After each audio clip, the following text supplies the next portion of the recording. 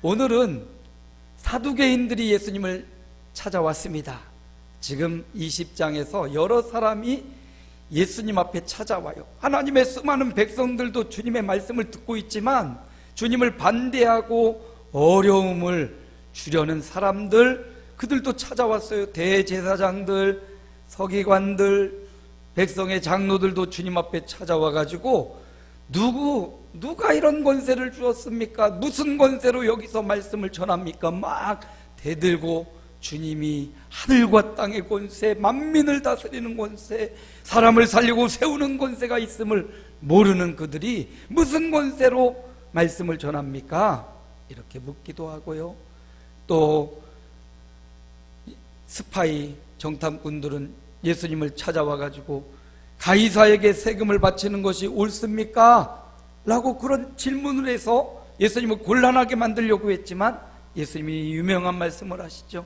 동전 한 입을 보이면서 오늘 우리 같으면 동전 100원짜리 동전 보면 이순신 장군이 있으니까 이순신 장군 누구 나라 사람이냐고, 우리나라라고 그러면 세금은 나라에 내고 하나님의 것은 하나님께 돌리라, 이런 말씀으로 저들의 시험을 다 이겨내시는 주님을 우리가 발견하고요. 그리고 이번에는 사두개인들, 이 사두개인들은 유대 사회에 굉장히 부한 사람들이에요.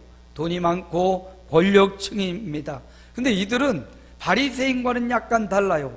바리새인들은 굉장히 정결하고 경건한 외식주의 삶을 살았다면 사두개인들은 이 땅에 사는 것이 전부 다 죽음 후에는 끝이다, 부활은 없다, 영도 없다, 그냥 우리가 이제 우리 존재 자체인 거다. 그러므로 이 땅에 사는 동안 부자니까 먹고 마시고 즐기고 그렇게 사는 것이 합당하다, 이런 주장을 했던 사람들입니다. 그들이 와가지고 오늘 예수님에게 부활에 대해서 질문을 하고 있는 내용이 오늘 말씀이에요. 그래서 저는 이 말씀을 보면서 사두개인들을 향한 주님의 말씀이지만 오늘을 살아가는 저와 여러분에게 부활신앙으로 살아간다는 것이 무엇인지, 부활신앙으로 살아가는 것이 어떤 것인지, 그것을 우리에게 가르쳐주고 있는 겁니다. 그래서 성도는요, 부활신앙으로 살아가는 겁니다. 십자가의 신앙도 있어요. 십자가의 신앙은 주님이 매 맞고 조롱당하고 희롱당하고 십자가를 지고 골고다 언덕을 오르셨던 그 대속의 은총, 우리를 구원할 구원의 길로 가셨던 그 예수님의 고난과 역경, 생명을 내어주심, 이 얼마나 큰 은혜입니까? 십자가의 은혜예요. 그러나 우리 기독교인은 십자가에서 멈추지 않고요, 사망 권세를 깨고 부활하신 예수 그리스도, 그래서 주님이 부활하셨기에 나도 부활할 것이다 라는 부활의 소망, 부활 신앙으로 살아가는 존재가 바로 성도입니다. 그러므로 이 땅 살면서 아프기도 하고요, 괴롭기도 해요. 태어날 때는 몇 년도에 태어나서 나이가 정해졌지만 갈 때는 그 나이에 상관없이 먼저 가기도 하고 늦게 가기도 해요. 그러나 확실한 사실은 먼저 가도 늦게 가도 우리는 부활신앙이 있다라는 사실입니다. 주님이 부활하셨기에 우리도 이 연약한 육체를 벗고 부활할 때 우리도 강건한 몸, 새로운 몸을 덧입게 될 것입니다. 지금은 육체이기에 여러 가지 병도 아픔도 고난도 그걸 짊어지고 가고 있지만 부활의 성도들은, 부활의 자녀들은 그 연약함을 벗고 변하여 새 사람이 되는 줄로 믿습니다. 그러므로 아프고 연약할수록, 고난이 심하고 어려울수록 더 부활신앙으로 무장하셔서 이기고 승리하시기를 축원합니다. 자, 오늘 말씀을 통해서 부활신앙으로 산다는 것이 무엇인지를 한번 살펴보고자 합니다. 오늘 사두개인이 찾아와서 주님께 묻는 장면을 한번 함께 읽어봅니다. 27절 함께 봅니다. 부활이 없다고 주장하는 사두개인 중 어떤 이들이 와서, 사두개인들은 부활이 없다고 주장하고 있습니다. 성도는요, 수많은 사람들의 논리와 어떤 주장을 따라 신앙생활을 하는 것 아니지요. 성도는 예수님의 말씀과 예수님의 뜻을 따라 신앙생활하는 겁니다. 이 땅에는 사람이 만든 논리, 주장, 이상, 이런 것들이 굉장히 많습니다. 그러나 우리는, 성도는 세상 사람들의 논리와 주장을 따라가는 존재가 아니요, 우리의 구주이신 예수님의 말씀 따라 사는 줄로 믿습니다. 사두개인들은 부활이 없다고 했어요. 자신들이 누리는 부와 권력을 마음껏 이 땅에서 먹고 마시고 누리려고 아마 부활을 인정하지도 않고 죽으면 끝이다, 그렇게 생각하고 주장했는지도 모르겠어요. 부활이 없다고 주장하면서 주님 앞에 와서 이제 신명기에 나오는 계대결혼, 그 당시에는 인구가 많지 않았기 때문에 시집을 왔는데 내 아들이 죽었어요. 첫째가 죽고, 그러면 이 며느리는 자녀가 없고 후손을 양육할 수 없으니까 두 번째 동생에게로 주어서 후대를 잇도록 하는 이런 제도가 신명기에 나와 있습니다. 이것을 가지고 사두개인들이 부활의 때 이 여자가 그럼 누구 남편이 되겠습니까? 이렇게 곤란한 질문을 하며 부활이 없음을 주장하고 있지요. 그러나 우리 주님은 부활이 없다고 주장하는 그들에게 부활은 있다라고 말씀하시는 겁니다. 요한복음 5장 29절이에요. 함께 읽어볼까요? 선한 일을 행한 자는 생명의 부활로, 악한 일을 행한 자는 심판의 부활로 나오리라. 부활은 있다라고 주님이 말씀하셔요.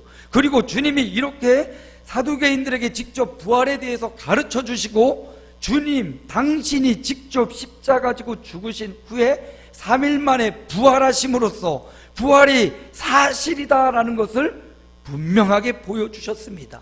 한 사람만 보지 않았어요. 예수님의 제자들이 보고, 막달라 마리아와 수많은 제자들이 보았고, 그리고 500여 형제들이 예수님의 부활하신 몸을 직접 경험했어요. 부활이 사실이라는 거죠. 부활이 없다고 주장하는 사두개인들, 이건 그들의 욕심, 자신의 권력, 자신의 돈을 믿고 그것을 따르기 때문에 부활을 인정하지 않은 거예요. 그런데요, 그들이 인정하든 인정하지 않든, 그런 말 있죠. 개는 짖어도 기차는 간다. 우리가 인정하든 인정하지 않든 주님이 말씀하시기를 부활은 있다라고 말씀하셔요. 근데 주님의 말씀을 보니까 부활이 있긴 있는데 어떻게 두 가지의 부활이 있다는 거예요. 선한 일을 행한 자, 예수 그리스도를 믿는 자, 믿음으로 주님을 따르고 섬기는 자는 어떤 부활? 생명의 부활이에요. 그러나 악한 일을 행하고 주님을 믿지 않고 세상의 구주를 믿지 않고 악한 일을 행하는 자는 무슨 부활이요? 심판의 부활. 아, 모든 사람이 부활하는구나. 예수 믿는 사람만 부활하는 게 아니에요. 모든 사람이 부활한다는 겁니다. 사람의 영혼이 영원하다는 거예요. 하나님이 사람을 만드시고 그 코에 생기를 불어넣으시고 그 사람이 살아있는 영적인 존재라 말씀해 주셨습니다. 그러므로 모든 사람은 영원하고 죽음으로 끝나는 것이 아닙니다. 한 번 죽는 것은 사람에게 정하신 것이요 그 후에는 심판이 있으리니, 이 말씀을 통해서 우리 인생 모든 사람은 영원하다라는 사실을 보여줘요. 그런데 영원하지만 어떤 사람은 생명, 영원한 영생의 부활로 일어날 것입니다. 그러나 어떤 사람, 예수를 믿지 않고 세상의 구주로 오신 하나님의 아들 예수를 믿지 않는 자는 악인이고 그는 심판의 부활로 영원한 멸망, 영원히 사는 건 똑같은데 영원한 고통, 영원한 지옥으로 부활할 것이다 말씀합니다. 부활신앙으로 산다는 것은 부활이 사실임을 인정하는 것입니다.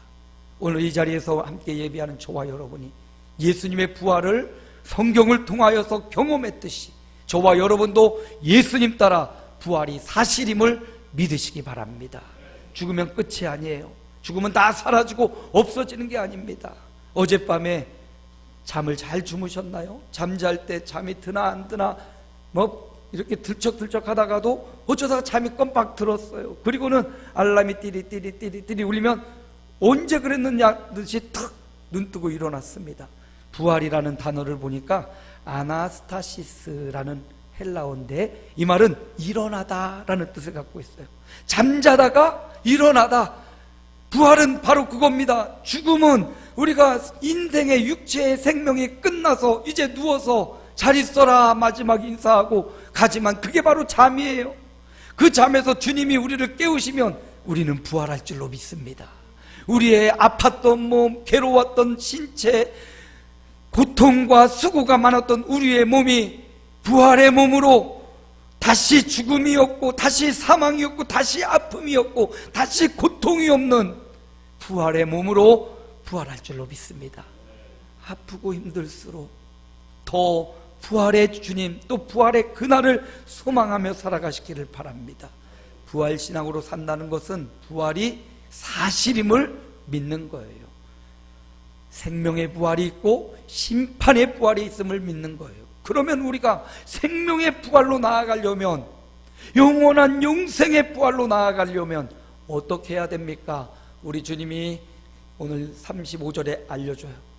35절 함께 읽습니다. 저 세상과 및 죽은 자 가운데서 부활함을 얻기에 합당히 여김을 받은 자들은 장가가고 시집가는 일이 없으며, 말씀을 잘 보니까 부활신앙으로 살고 부활이 사실임을 안다면 생명의 부활로 나아가야 되는데, 생명의 부활함을 얻기에 합당히 여김을 받아야 된다. 부활에 합당한 믿음이 필요하다라고 말씀하고 있습니다. 생명의 부활로 나아가려면 예수 믿는 믿음이 있어야 된다는 거예요. 생명의 부활로 나아가려면 부활이요 생명이신 예수님을 믿는 믿음이 필요하다는 겁니다. 성도 여러분, 부활이요 생명이라고 말씀하신 우리 주님을 구주요 하나님의 아들로 믿으시기 바랍니다. 그 믿는 믿음이 우리를 부활에 합당한 사람을 만들고요, 부활한 사람은 보니까 시집도 가지 않는데요, 장가도 가지 않는데요, 사실 이 세상에서는 시집가고 장가가고 관계를 맺으며 살아갑니다. 혼자 살아가기 참 힘들어요. 그래서 결혼을 하고요, 자녀를 낳고요, 또 양육하고, 또 사회생활하면서 동료를 만나고 친구를 만나고 또 이성을 만나고 사랑하기도 하고 미워하기도 하고, 사람은 관계 속에서 살아가요. 관계를 벗어날 수가 없습니다.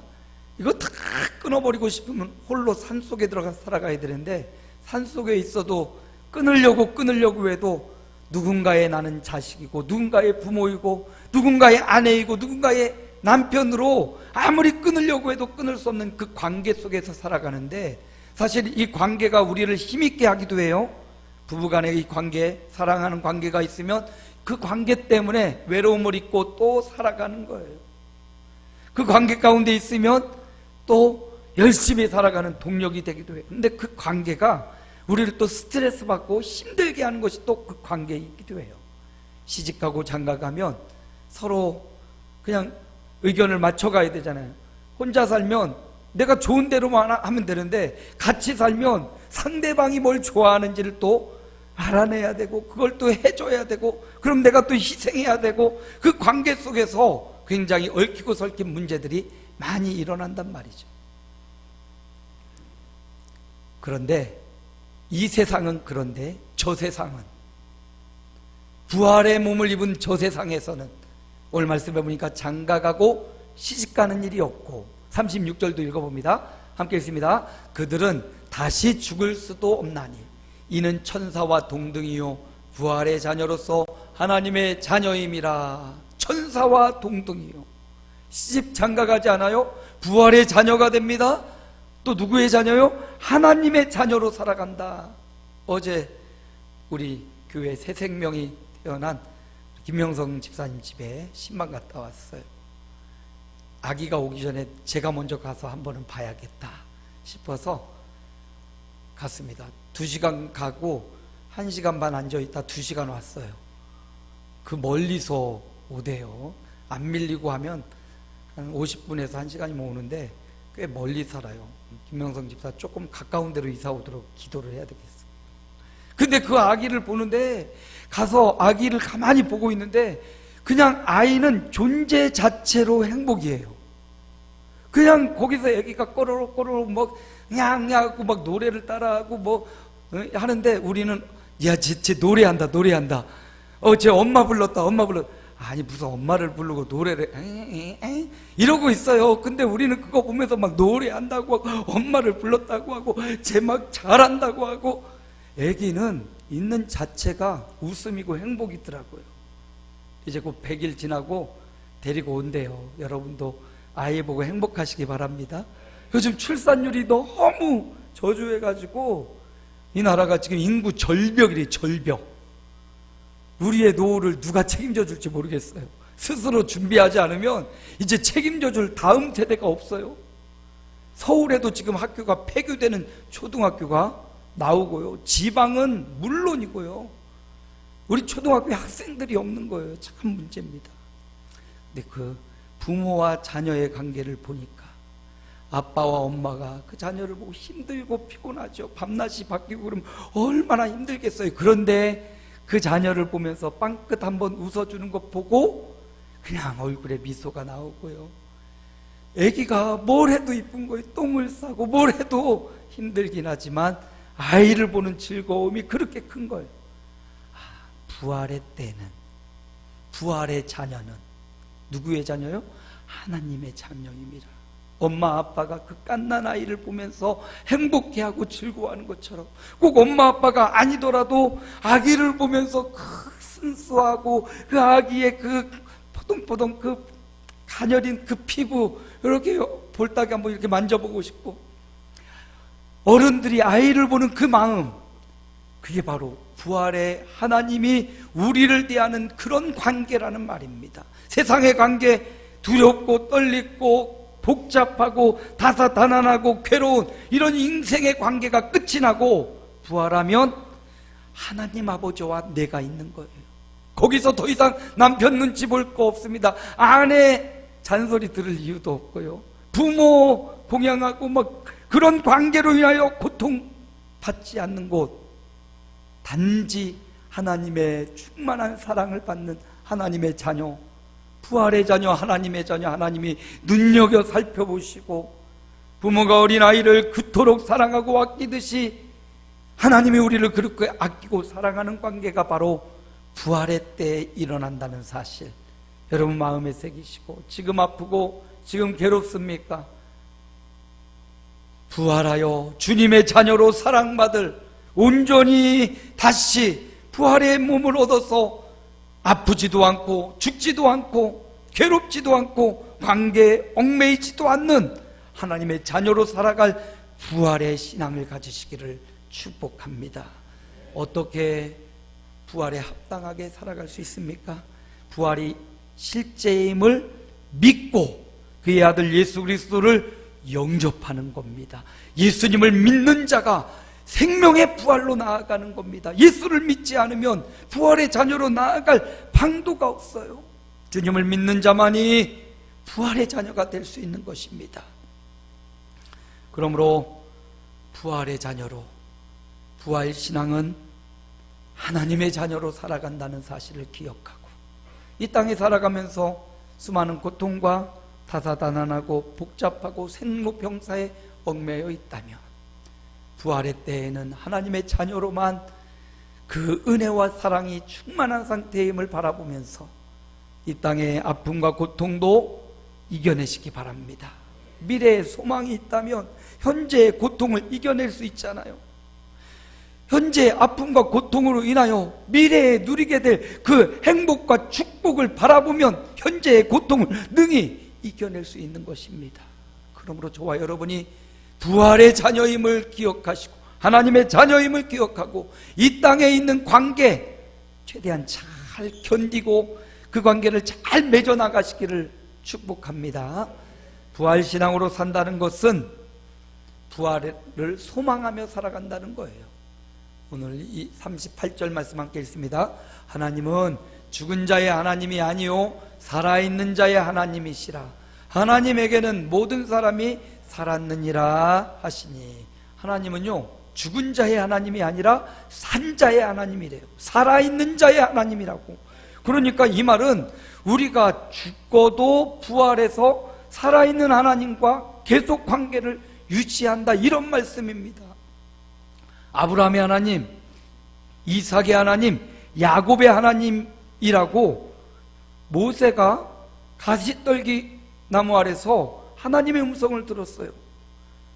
아브라함과 이삭과 야곱은 모세로부터도 400년이나 앞선 사람이 바로 아브라함과 이삭과 야곱입니다. 그런데 모세에게 가시떨기 나무 호렙산에서 나타나신 하나님이 나는 아브라함의 하나님이다, 나는 이삭의 하나님이다, 나는 야곱의 하나님이다, 그러면서 나는 또 너의 하나님이다, 이렇게 말씀하셔요. 우리는 인간이라 시간과 공간의 제한과 제약을 받게 되어 있습니다. 그런데 하나님은 시공간을 초월하셔요. 우리 인생이 영원하기에 하나님께도 우리의 인생을 현재로 보고 계신다는 거예요. 우리는 아브라함이 죽었으니까 먼 조상으로 보고 있지만 하나님은 과거와 현재, 미래, 시공간의 개념을 초월하시는 분이시기 때문에 아브라함에게는 지금 아브라함이 죽었지만 부활해서 주님과 현재를 살고 있다는 말이에요. 이게 참 신비한 말씀인데, 이삭도 우리에게는 이미 죽은 사람이지만 하나님께는 지금도 살아있는, 왜? 우리 인생이 영원한 존재니까 지금도 살아있는 존재라는 겁니다. 그렇다면 나도 지금 살아있고요, 죽음으로 끝나지 않고 죽어도 살아서 살아있는 하나님을 만나고 그 하나님과 계속된 관계를 맺을 것이다 라는 말씀입니다. 그러므로 여러분, 하나님은 죽은 자의 하나님이 아니라 영원히 살아있는 자의 하나님, 살아있는 하나님을 믿는 저와 여러분, 살아있는 하나님을 믿는 저와 여러분 되시기를 축복합니다. 주님은 이렇게 말씀하셔요. 마지막 말씀입니다. 요한복음 11장 25절 함께 읽습니다. 예수께서 이르시되 나는 부활이요 생명이니 나를 믿는 자는 죽어도 살겠고 무릇 살아서 나를 믿는 자는 영원히 죽지 아니하리니 이것을 내가 믿느냐? 이렇게 주님이 말씀하셨어요. 부활신앙으로 산다는 것은 주님이 부활하신 것을 믿고 나도 부활할 것을 믿는 것입니다. 주님이 부활의 첫 번째 열매가 되었어요. 우리는 열매를 보고 그 나무를 알지요. 나무를 심었는데 그 나무가 자라서 사과를 맺으면 아, 이거 사과나무구나. 무화과를 맺으면 아, 이거 무화과나무구나. 그럼 대충 나무를 잘 알고 식물을 잘 아는 사람은 이거 사과나무네, 아, 이거 무화과나무네, 아, 이거 배나무네 보면 알지요. 근데 정확히 알 때는 언제요? 열매를 맺을 때 정확하게 알게 되는 거예요. 근데 예수님은요, 부활의 첫 열매라고 말씀하셨어요. 부활의 첫 번째 열매. 그러므로 이제 우리가 예수를 믿는 자마다 예수님이 부활의 첫 번째 열매가 되었듯이 예수 믿는 자는 예수님께 딱 붙어서 부활의 두 번째, 세 번째 열매로 부활할 것입니다. 한 사람 아담 안에서 사망이 이 땅에 왔어요. 한 사람 아담이 범죄함으로 죽음의 열매가 맺혔어요. 아담 이후로 모든 사람이, 아담도 죽고 셋도 죽고 가인과 아벨도 죽고 다 죽음의 열매를 맺었어요. 근데 두 번째 아담으로 오신 예수님을 통해서 우리는 부활의 열매로, 주님을 믿는 자마다 나는 부활이요 생명이니 죽어도 살겠고 죽어도 영생하는 저와 여러분, 부활할 저와 여러분이 될 줄로 믿습니다. 그러므로 여러분, 우리는 성도는 부활신앙으로 살아가는 겁니다. 현세신앙으로 살아가는 게 아니에요. 이 땅의 신앙으로 살아가는 게 아닙니다. 사두개인들은 먹을 거 입을 거 다 있다고 이 땅에서 먹고 마시고 이 땅이 죽으면 끝이야, 이런 막무가내의 삶을 살았지만 우리는 부활신앙을 갖고 있어요. 그러므로 그날을 기다리며 부활이 있음을 믿고 부활 하나님의 자녀로 거룩하고 정결하게 살아가며 고난도 이겨내고 참아내며 또 부활을 소망하며 지금이라는 기회를 놓치지 않는 삶을 살아가야 됩니다. 그리고 부활을 기다리는 거예요. 부활의 때를 기다리는 거예요. 지금은 너무 아프고 고통스러우니까 부활의 때는 다시 아픔이 없고 다시 고통이 없는 몸으로 우리를 일으키실, 우리를 잠에서 깨워주실 주님을 기다립시다. 부활신앙으로 산다는 것, 그것은 첫 번째 부활의 실제를 믿는 거예요. 주님이 말씀하신 대로 나는 부활이요 생명이라고 말씀하시고 주님이 직접 부활하신 것처럼 나도 부활할 것임을 믿는 거예요. 부활신앙으로 산다는 것은 하나님의 자녀로 사는 것입니다. 부활의 자녀로 살아가는 것이고, 우리가 고침받고 새로워져 완벽히 새로운 피조물로 하나님의 자녀로 산다는 것이에요. 부활신앙으로 산다는 것은 부활을 소망하며 그 부활의 날을 기다리며 신앙생활하며 살아가는 것입니다. 저와 여러분이 예수님이 가르쳐준 부활신앙으로 이 땅의 현세적인 삶으로 사는 게 아니라 부활할 그날을 바라보며 생명의 부활로 날아갈 것, 부활로 다시 살아날 날을 바라보며 부활을 기다리는 삶을 살아가시기를 주 예수 이름으로 축복합니다.